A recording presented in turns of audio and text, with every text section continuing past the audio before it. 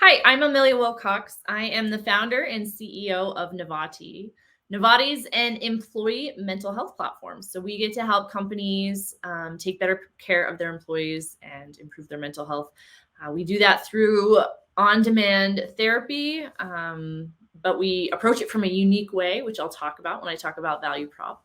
But we really address like the whole employee and all of the different dimensions of mental health, not just talk therapy for crisis. And so we kind of come into the market from a unique angle. Prior to starting Nivati, I was working on a company called Incorporate Massage, and we did on-site massage for businesses. So kind of in the same space, working with HR. And we had a tech-enabled business where we had like our own platform and people could schedule it on demand. Grew that company to 6 million.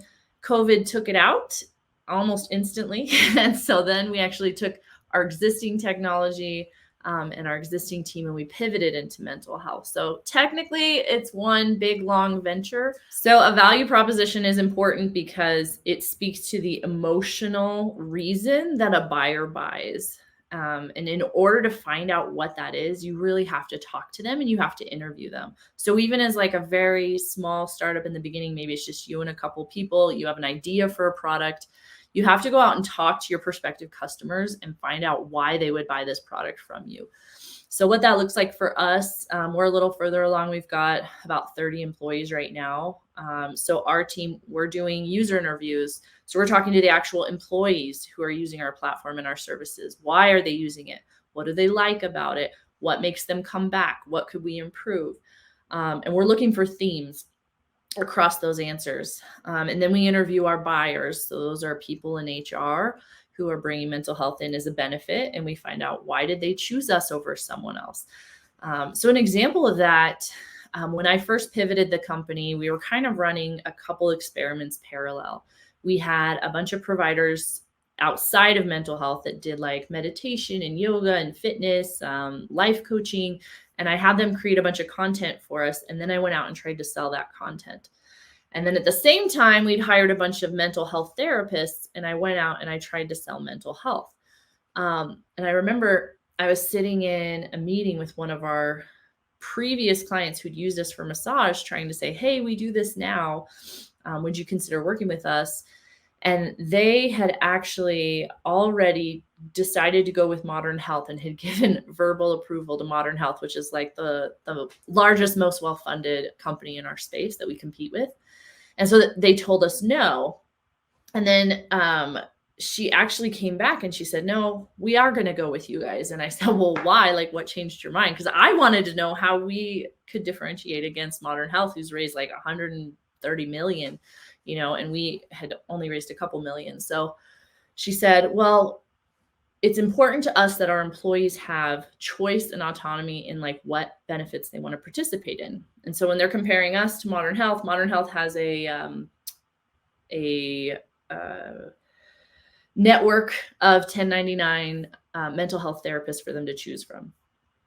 On our platform, because of our background in massage and the fact we already had all these massage therapists who are now doing wellness services for us, we also had registered dietitians, and we had life coaches, and we had personal trainers. And now fast forward to today, we have financial coaches, we have career coaches. So we have like multiple types of providers. And I didn't really connect it until she said that, because she was like, oh, it's important to us that our employees get to choose to use whatever they think is going to benefit them. And that's the first time I saw that as a differentiator for us. And so we've leaned into that not only are we like the only company that addresses the whole person and helps with mental health outside of just talk therapy, we address all the different dimensions of mental health. We also lean into the fact that like we give employees the opportunity to like own what benefits they want to access. That's really appealing for HR. So before you have clients, you have to go out and talk to prospective clients and ask what they're looking for, why they would choose one provider or one platform over another.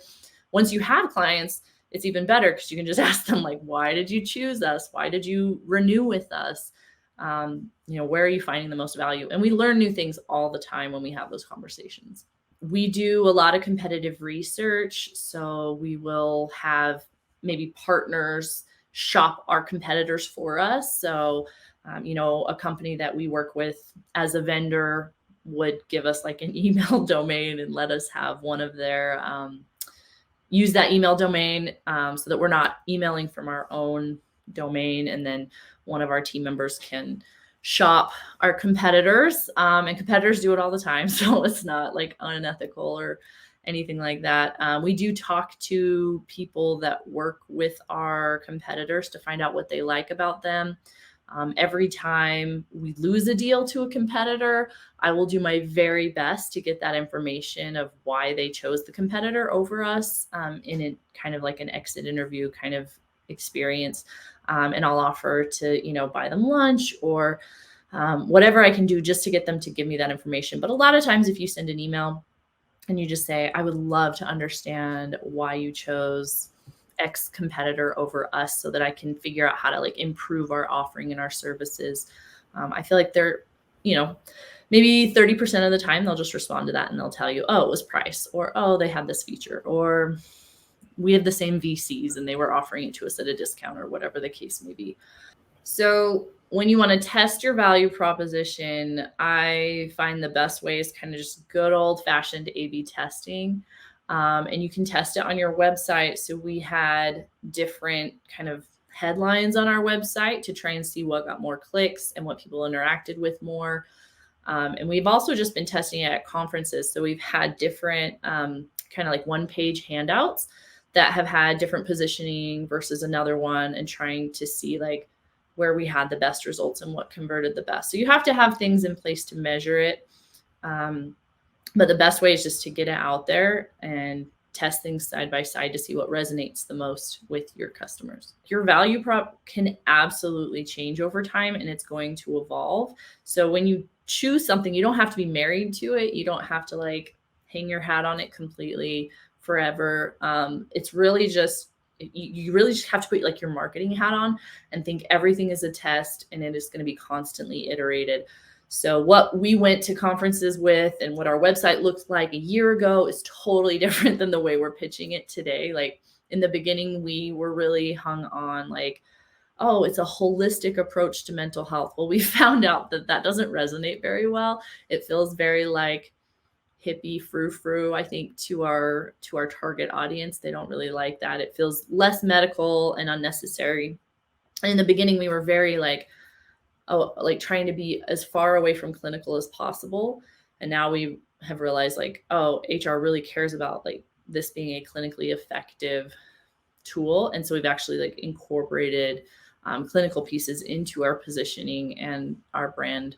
So in closing, what I want you guys to take away is just that in the beginning, you're making your best guess on what you think the value prop is, because you want to get it in front of people and you want to start getting feedback. And then once you have a product and you have customers, then you're going to spend your time listening to those customers and adjusting your value prop as your company evolves and your market evolves, and just always be iterating.